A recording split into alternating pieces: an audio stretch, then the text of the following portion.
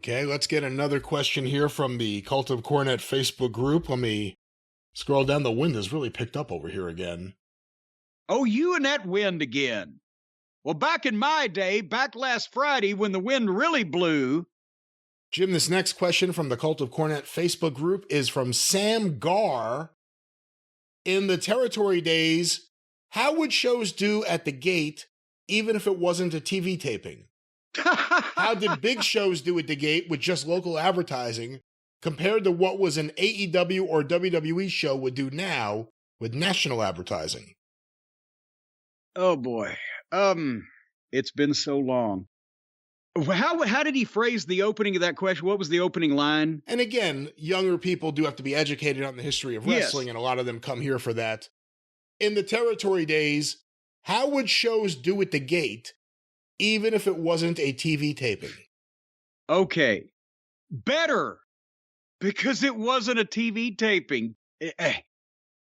A lot of territories did not even charge admission to the TV tapings because they were done in the TV studio in one main city in the territory. If it was in the Charlotte territory, when they did studio stuff, it was in Raleigh.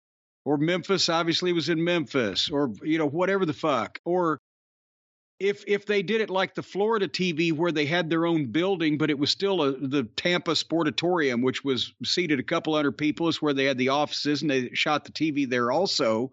What were the like $5 were the tickets?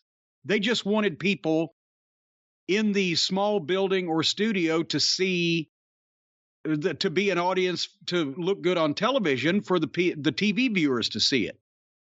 Now, when Crockett's business expanded, and in the 80s when he was so hot, then we would go to places within 100 miles of Charlotte on a Tuesday night, like a Gaffney, South Carolina, or Meisenheimer, North Carolina, or all these places with high schools or local college. Gaffney had a college, local college, with 2,000-seat high school or college gyms, and they would sell out, and they'd charge regular ticket prices. But that was when business was incredibly hot. The point is, most people didn't want to pay in those days to see television because you could see it for free on TV if you waited a few days. And all the territories ran each market either every week, every 2 weeks, or every month. So you were already buying a wrestling ticket to see the live event, the house show, the good stuff, not the TV. The TV was just, job matches, occasional main events, some angles every once in a while, and interviews. That's fine. But the house show was where the big matches happened. That's what you wanted to see. So those, by wide margins, outdrew television. Then when it became a national thing, I think, remember, we've talked about this. The first Clash of Champions in Greensboro, March of '88, Flair and Sting in the main event, it only drew about 5,000 people, which was not a good house at all for Greensboro. Because even though it had been promoted on TBS and on all the, the television shows and everything that it was going to happen, the people in Greensboro or wherever were like, well, fuck, why should we leave the house and go down there and park and buy popcorn and drinks and buy tickets to see what we can sit at home and watch on TBS for free? That was the mindset in those days. So if you did, that's why it was sometimes hard to fill the buildings up for pay-per-views in those days.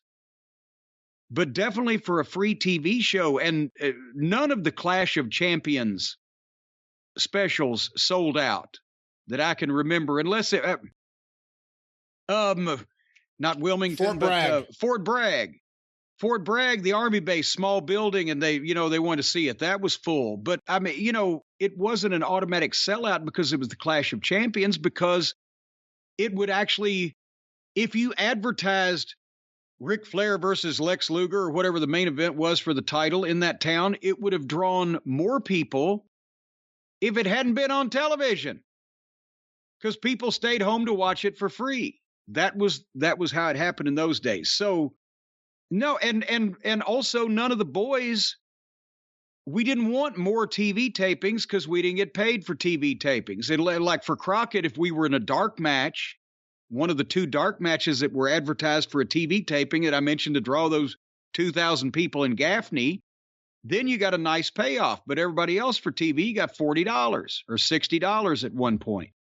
So when Crockett bought, UWF and Kansas City and blah, blah, blah, we started doing TV everywhere. We're like, fuck, we brought our money down.